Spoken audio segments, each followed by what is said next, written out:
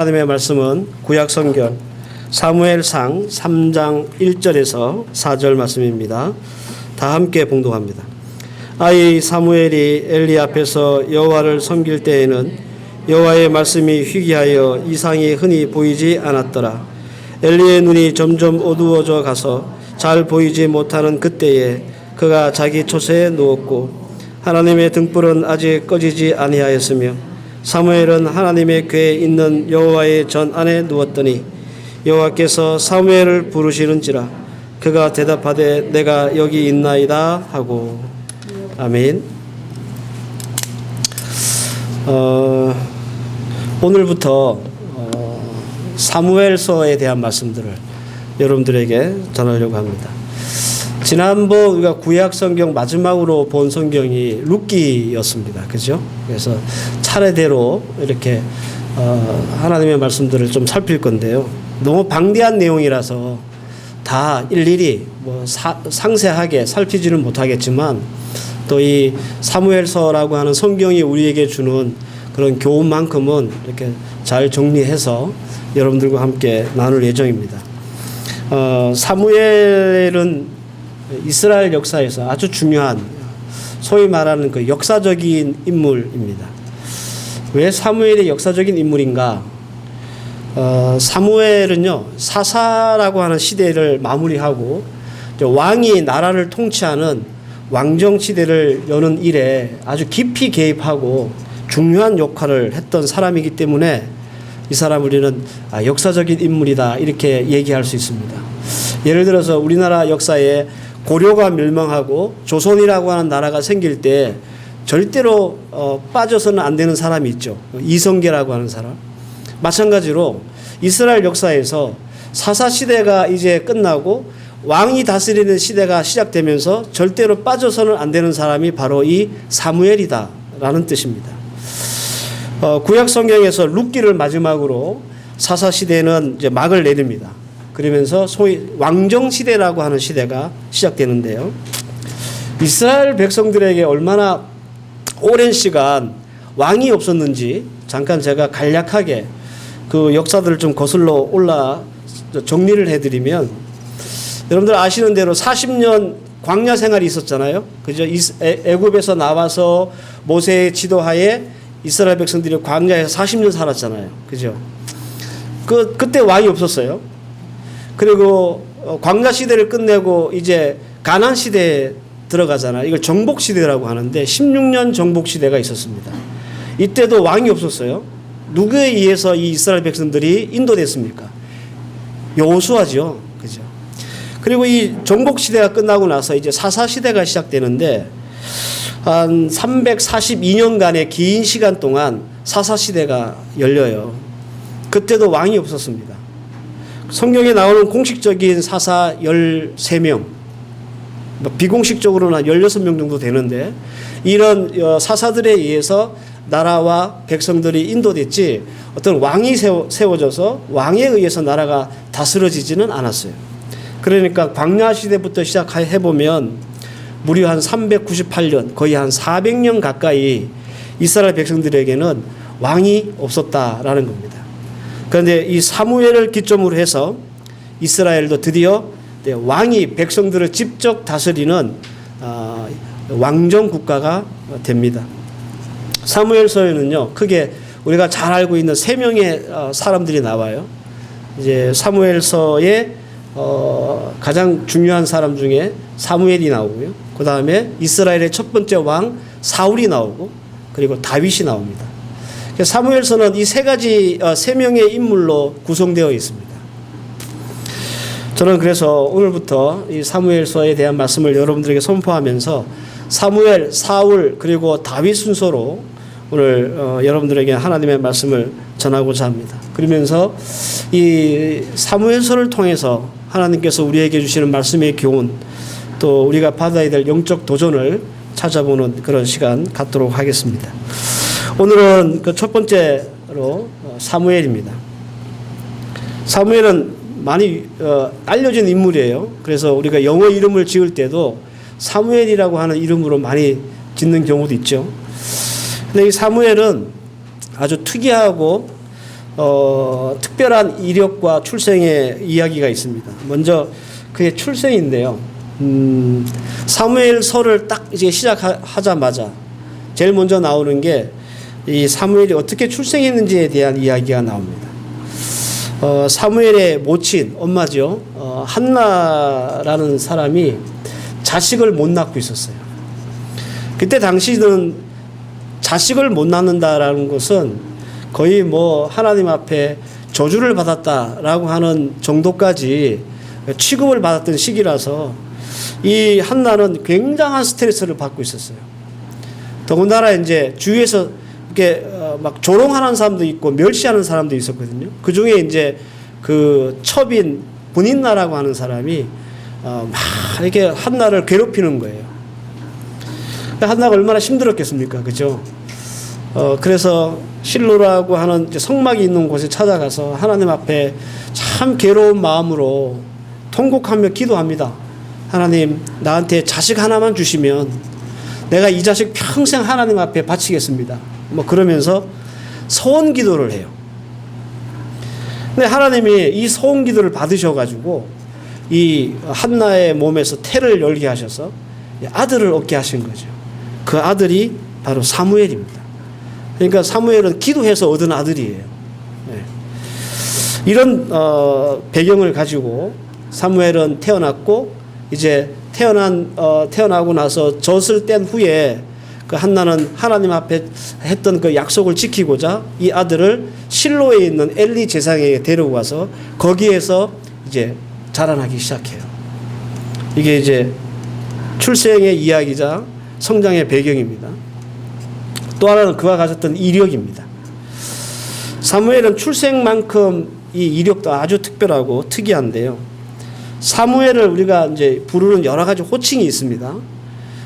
예를 들어서 제사장, 혹은 사사, 혹은 선지자, 이런 세 가지 호칭으로 우리 이 사무엘을 부르는데, 우리가 이 사무엘을 부를 때 붙이는 이 호칭은 굉장히 우리에게 중요합니다. 왜냐하면 이 호칭은 그 시대, 당시의 그 시대와 또 사무엘이 했던 역할에 대한 그 이해를 돕기 때문에 그래요. 먼저 사무엘은요, 제사장입니다. 제사장이라는 게 뭐냐면 백성의 대리, 백성의 대표자입니다. 그래서 하나님 앞에 백성들을 대신해서 죄의 용서를 구하고 제사를 드리고 혹은 하나님 앞에 간청할 일이 있으면 그걸 누가 대신하느냐 하면 제사장이 대신해요. 그래서 백성들의 대리인, 대표자가 제사장입니다. 그런데 오늘 본문 우리가 또 3절 말씀을 보면 하나님의 등불은 아직까지 꺼지지 아니하였으며 사무엘은 하나님의 궤에 있는 여호와의 전 안에 누웠다, 이렇게 기록하고 있습니다. 여러분들, 사무엘이 어디 누워 있다고요? 사무엘이 엘리 손에서 자랐습니다. 그래서 거기서 크고 자라서 거기서 이제 숙식을 해결하는 거죠. 근데 어디서 잠을 자고 있었느냐 하면 하나님의 궤가 있는 전.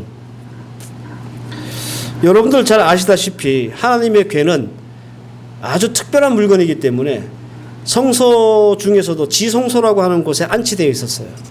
그리고 그 지성소에 들어갈 수 있는 사람은 레위 사람들 중에 제사장들만 들어갈 수 있었고, 제사장 중에서도 제일 우두머리 대제사장만 지성소에 들어갈 수 있었습니다. 근데 아무나 출입이 안 되는 곳이에요. 근데 사무엘은 에브라임 지파 사람입니다. 레위 지파 중에서도 제사장들만 들어갈 수 있는 곳에서 에브라임 출신 사무엘이 잠을 잤다? 이게 뭔가 안 맞죠, 그죠? 예. 이거는 기본적으로 율법에 안 맞는 거예요. 아주 예외적이고 특별한 케이스다라는 거예요. 하나님은 사무엘을 아주 예외적인 케이스로 엘리를 대신할 제사장으로 준비를 시키고 있었다라는 겁니다. 그래서 실제로 이 사무엘은 제사장의 직분을 수행을 합니다. 레위 사람도 아니고 아론의 자손도 아닌데 제사장이 됐다라는 거예요. 또 하나 사무엘은 선지자입니다. 선지자라는 것은 하나님의 대리자예요. 제사장하고 다르죠.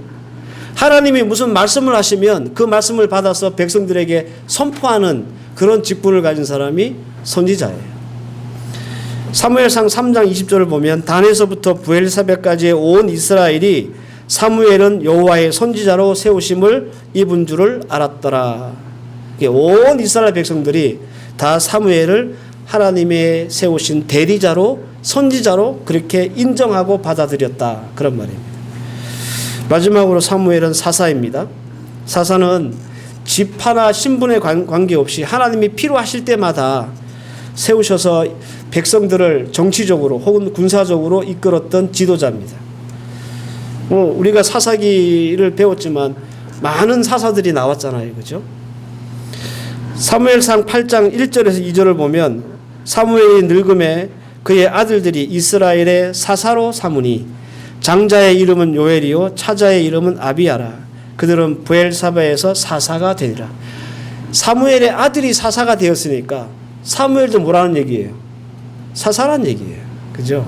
제가 아까 사사 시대에 공식적인 그 사사는 13명이고 비공식적으로 16명이라고 그랬죠. 그 나머지 3명이 누구냐 하면 사무엘 그리고 사무엘 아들 둘입니다.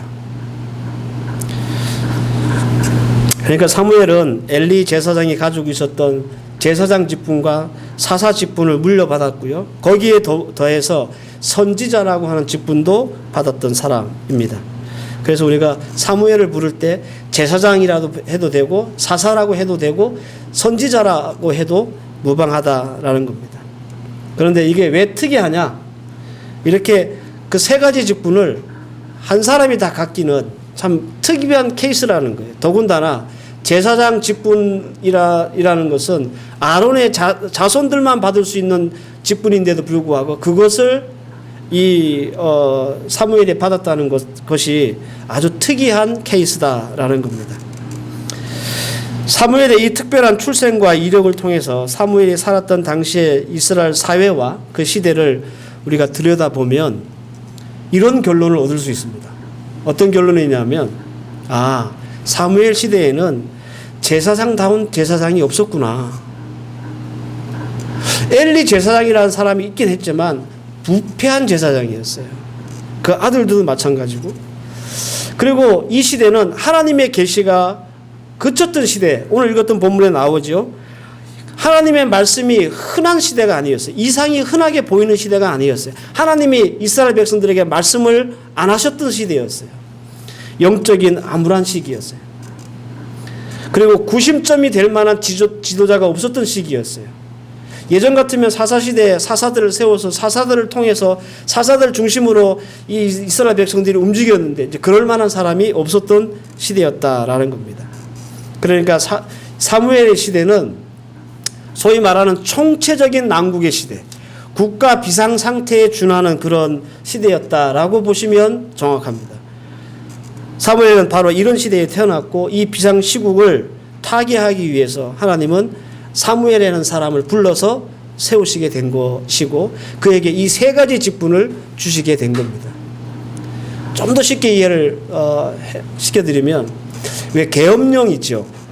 국가의 어떤 재난이나 비상사태나 전쟁이나 뭐 이런 일이 벌어지면 국가가 정상적으로 작동할 수 없을 때 계엄령을 선포하잖아요. 그죠? 그러면 계엄령을 선포한 계엄령 사령부 그 사령관이 입법, 사법, 행정 모든 건들을 다 갖습니다. 그때는 뭐 국회도 해산되고 아무것도 없어지는 거예요. 그런 것처럼 바로 이 사무엘의 시대가 그런 시대였고 그런 시대였기 때문에 사무엘이 제사장 혹은 사사 혹은 선지자의 직분을 다 갖는 아주 특별한 케이스가 되었다 그런 말입니다. 이런 배경을 가지고 우리가 사무엘이라고 하는 사람을 보면 하나님은 과연 어떤 사람을 하나님을 위해서, 교회를 위해서, 성도를 위해서 사용하시고 세우시는지 중요한 단서를 얻을 수가 있습니다. 저는 오늘 여러분들과 함께 이 말씀을 함께 나누고자 해요. 하나님은 과연 어떤 사람을 사용하실까? 하나님은 과연 어떤 사람을 세우셔서 하나님의 일들을 일으키시고 주의 교회를 이끌어 나가실까? 그리고 더 나아가서 하나님은 어떤 사람들을 우리 가운데 찾고 계실까? 딱 오늘 한 가지만 말씀을 드리겠습니다. 하나님은 과연 어떤 사람을 찾고 계시고 세우시고 사용하시는가? 하나님은요, 교회 생활에 익숙한 사람이 아니라 하나님 섬기는 일에 익숙한 사람을 찾으시고 그리고 세우시고 사용하신다라는 겁니다. 사무엘상 2장 18절 말씀에 사무엘이 어렸을 때 세마포 에봇을 입고 여호와 앞에 섬겼더라, 이런 말씀이 있습니다. 사무엘은 어릴 때부터 회막에서 자라면서 하나님 앞에 제사하는 방법을 배우면서 자랐어요. 제사를 어떻게 드리는지, 그리고 각 제사를 드릴 때마다 뭐를 해야 하고 무엇이 필요한지 어릴 때부터 직접 보고 직접 해보고 그렇게 자랐기 때문에, 여러분들 이 사무엘이 얼마나 이 성막 생활에 익숙했겠습니까? 그죠? 더불어 사무엘은 이 성막 생활만 익숙했던 것이 아니라 하나님 섬기는 일도 굉장히 잘했던 사람이다라는 뜻이에요. 사무엘이 얼마나 하나님을 잘 섬기고 하나님을 섬기는 일에 익숙했는가 비교할 수 있는 비교군이 있는데요. 그것이 바로 엘리의 아들들입니다. 사무엘도 어릴 때부터 엄마 젖대고 나서부터 이 회막에서 크고 자랐기 때문에 그가 본 것은 어떻게 제사 드리는지, 또 어떤 종류의 제사가 있는지 뭐 이런 것 보고 자랐어요. 그래서 이 분야에 대해서는요 도통한 사람이에요, 사무엘이. 하지만 사무엘보다 더 도통하고 수가 위인 사람이 있습니다. 누구겠습니까? 엘리 제사장의 아들 홈니와 비니하스입니다. 홈니와 비니하스는 엘리 밑에서 제사장으로 있었고요. 사무엘이 꼬마였을 때부터, 아니 젖먹이였을 때부터 이들은 이미 성막에서 제사를 집례했던 제사장들이었어요. 그러니까 성막과 제사 집례의 경력, 소위 말하는 짬밥에 있어서 사무엘이 아무리 짬밥을 많이 먹었다 할지라도, 잘한다 할지라도 이 홈니와 비니하스를 따라갈 수 없었다, 그런 겁니다. 그렇다면 여러분들, 사무엘보다 훨씬 잘 숙련되고 경험 많은 이 홈니와 비니하스, 그러면 하나님 섬기는 일에도 넘사벽 수준으로 하나님을 잘 섬겨야 이게 상식적으로 맞지 않습니까? 그죠? 근데 현실은 달랐다라는 겁니다. 엘리의 아들들은 풍부하고 숙련된 성막 생활을 통해서 수준 높은 믿음과 신앙을 가진 게 아니라 엄청나게 삥땅을 많이 치는 사람이 됐어요. 사무엘상 2장 13절에서 14절 말씀을 보면 어떤 사람이 제사를 드리고 그 고기를 삶을 때에 제사장 사환이 손에 3살 갈고리를 가지고 와서 그것으로 냄비에나 솥에나 큰 솥에나 가마에 찔러 넣어 갈고리에 걸려 나오는 것은 제사장이 자기 것으로 가져가되. 홈니와 비니하스는 하나님 앞에 드리라고 하는 이 제사에 쓰는 제물을 갈취했던 사람들이에요.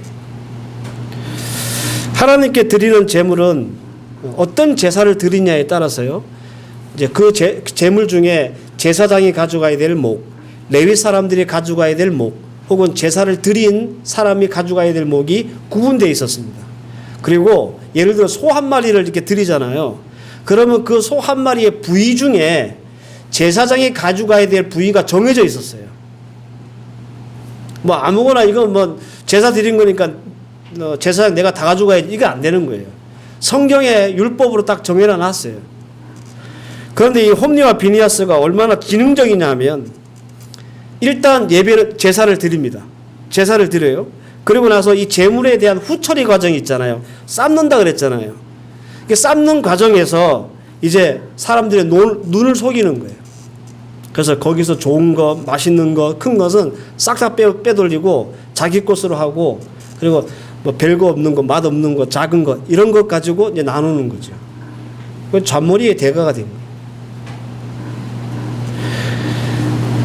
오랜 성막 생활을 통해서 그가 익숙하게 배운 것은 뭐냐면, 하나님을 얼마나 열심히 잘 섬길까가 아니라 어떻게 하면 재물을 안 들키고 잘 빼돌릴까라고 하는 것만 노하우로 생긴 거예요. 성막 생활이 너무 익숙하다 보니까 어느 시점에서 재물을 빼돌리면 안 들킬지 알았던 거죠. 이런 열심과 열정을 하나님 섬기는 일에 쏟았다면 아마 엘리의 두 아들들은 훌륭한 제사장으로 굳이 사무엘을 제사장으로 이렇게 세우지 않아도, 그죠? 훌륭한 제사장으로 역사에 길이 남았을 것인데 이들은 그 반대였다라는 겁니다. 그러니까 사무엘과 비교할 수 있는 그 비교 대조군이 바로 이 홈리와 비니아스예요. 홈리와 비니아스도 사무엘 못지않게 성막 생활에 굉장히 익숙한 한 사람들이고 오랫동안 그 생활을 했던 사람인데도 불구하고 사무엘은 그럼에도 불구하고 하나님 섬기는 일도 참 잘했던 사람이지만 홈리와 비니아스는 그렇지 못했다라는 겁니다. 엄마 젖될 때부터 성막에서 잔뼈가 굵은 사무엘, 성막 생활이나 제사 집례도 숙련되었던 그리고 아주 익숙했던 사무엘이었지만 그냥 그 성막의 생활만 익숙했던 것이 아니라 하나님 섬기는 일도 그가 익숙한 성막 생활만큼 잘했다, 그런 말이에요. 사무엘상 7장 3절 말씀에 보면 사무엘이 이스라엘 온 족속에게 말하여 이르되 만일 너희가 진심으로 여호와께 돌아오려거든 이방 신들과 아스타롯을 너희 중에서 제하고 너희 마음을 여호와께 향하여 그만을 섬기라. 그리하면 너희를 브레셋 사람의 손에서 건져내시리라. 사무엘은요, 이스라엘 백성들이 가지고 있는 근본적인 문제 정확하게 파악하고 있었고 그 해결책도 알고 있었어요. 하나님 잘 섬기지 않는 사람은 모르는 일이에요.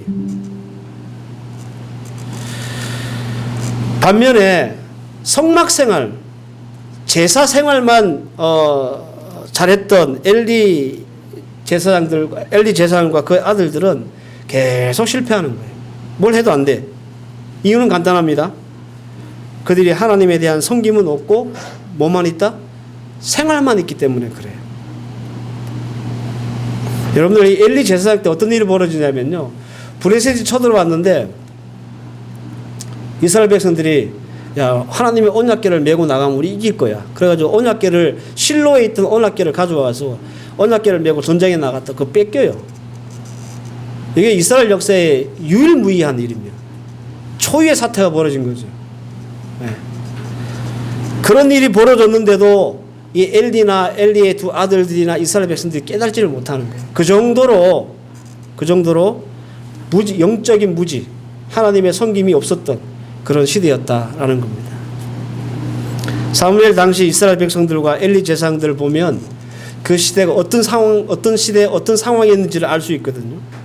여러분들 분명히 엘리의 아들들이 하나님 앞에 올려졌던 제물을 삥땅을 쳤다고 그랬잖아요. 그 말은 성막을 찾아와서 제사 드리는 사람이 있었다는 얘기잖아요. 그죠? 그 시대에도 성막을 찾아오는 사람이 있었고 제사를 드리는 사람이 있었습니다. 그럼에도 불구하고 정작 하나님을 온전하게 섬기는 사람은 없었다, 그런 말이에요. 성막도 다니고 제사도 드렸는데 온전한 믿음과 섬김이 없었다, 그런 뜻입니다. 이걸 우리식으로 얘기하면 교회도 다니고 예배는 드리는데 정작 믿음도 없고 하나님을 어떻게 섬겨야 될 줄 모른다, 그런 뜻이에요. 교회 오래 다녔다고 해서 믿음이 좋아지는 건 아닙니다. 잘 아시죠, 여러분들? 교회 오래 다녀서 교회 생활이나 예배 생활에 익숙할 수는 있어요. 여러분들 익숙하시죠? 네? 벌써 우리 교회에서 같이 신앙생활 하신 분 20년이 넘는 분도 계시니까 얼마나 이 필리핀 한인교회에서 예배하시는 게 익숙합니까? 근데 이 익숙함이 우리의 믿음 좋음이 아니라는 거예요. 따라서 우리가 사무엘을 통해서 분명하게 도전받아야 될 것은 하나님은 교회 생활에 익숙한 사람이 아니라 하나님 잘 섬기는 사람을 찾으시고 계시고 그런 사람들을 사용하시고 그런 사람들을 하나님을 일을 위해 세우신다는 거예요. 그리고 우리가 그런 자들이 되어야 한다는 거예요. 여러분들은 교회 생활에 익숙한 성도입니까? 아니면 하나님 섬기는 일에 익숙한 성도입니까? 우리는 이제 당연히 이 질문을 해봐야 되는 거죠.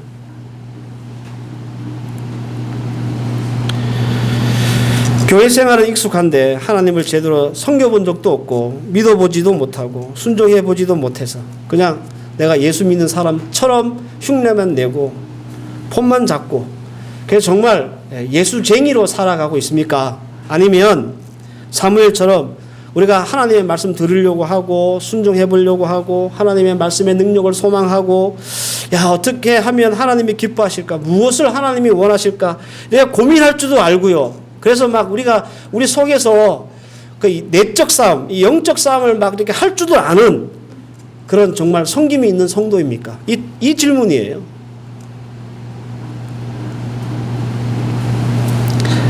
호세아 6장 6절 말씀에 나는 인애를 원하고 제사를 원하지 아니하며 번제보다 하나님을 아는 것을 원하노라. 이스라엘 백성들이 뻔질나게 그냥 번제 드리고 예배 드리고 기름 드리고 그랬는데 하나님은 하나님 섬기지 않고 그냥 제사 행위에 익숙한 이스라엘 백성들을 향해서 그렇게 말씀하시는 거예요. 나는 번제보다 하나님을 아는 것을 더 원한다. 이사야서 1장 11절과 12절 여호와께서 말씀하시되 너희의 무수한 제물이 내게 무엇이 유익하뇨?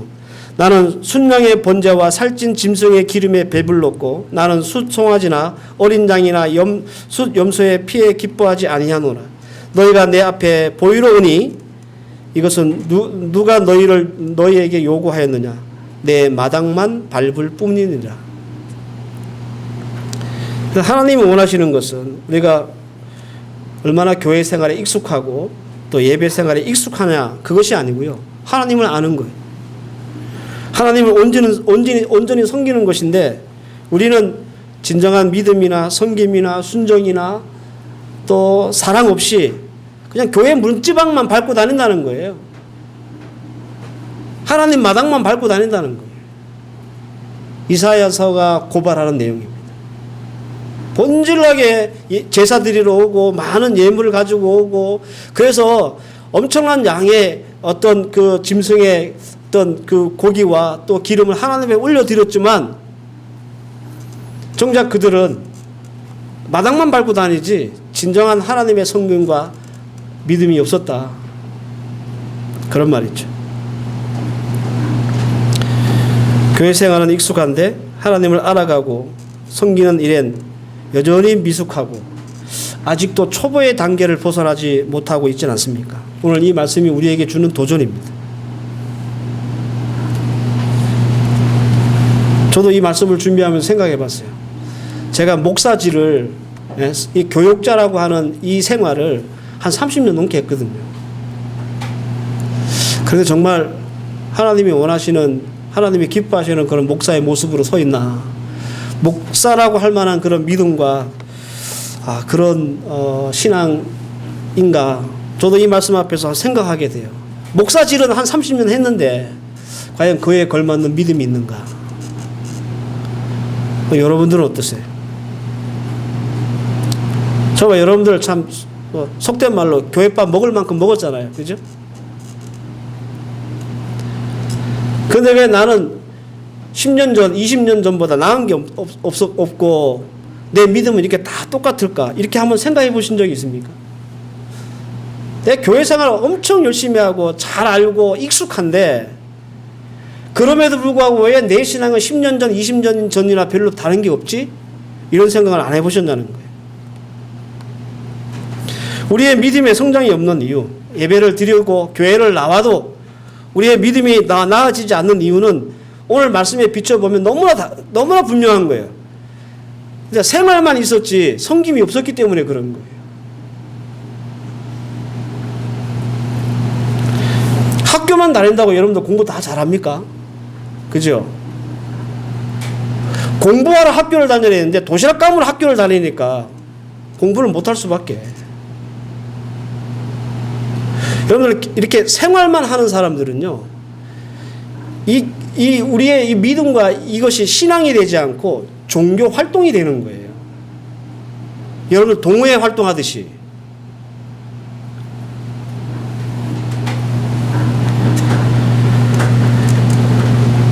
교회 생활로 만족을 하면 절대로 우리의 삶 가운데 하나님의 말씀이 우리를 타치하지 못합니다. 타치하지 못한다는 말은 체험할 수 없다는 거예요. 자꾸 우리가 이 교회 생활, 예배 생활에만 익숙하고 여기에만 만족해서 내 신앙을 유지하려고 하면 그 하나님의 높고 깊고 넓음을 우리가 체험할 수가 없어요. 그러니까 우리 신앙이 성장하지 않는 거죠. 그러니까 10년 전이나 20년 전이나 그냥 맨 그 타작 하고 있는 거죠. 앞으로 10년, 20년도 그렇게 사실 겁니까?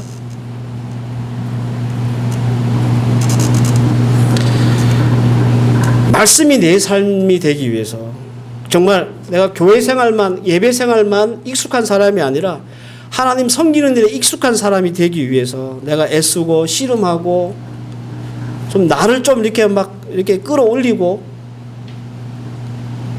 이런 섬김이 있으면 하나님 바로 그런 사람들을 사용하시고요. 그런 사람들을 하나님이 세우시고 그런 사람들을 이 수많은 성도들 중에 찾고 계시는 거예요. 그리고 그 사람들에게 하나님은 복을 주십니다.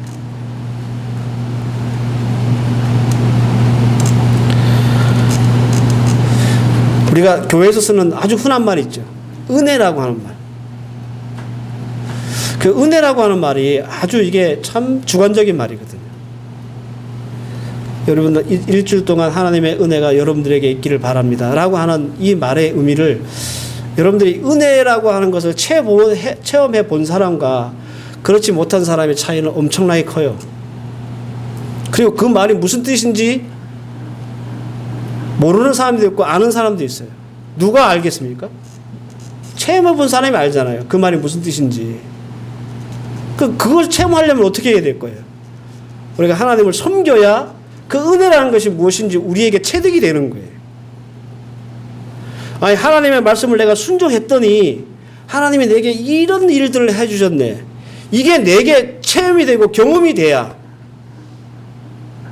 그래야 다음에 내가 하나님 말씀을 순종할 마음도 생기고 용기도 생기고 의지도 생기는데 교회 생활만 하고 예배 생활만 하면 이게 없어요. 그게 울리는 게 되는 거예요. 그냥 아무런 영향력을 주지 못하는 거죠. 우리의 삶을.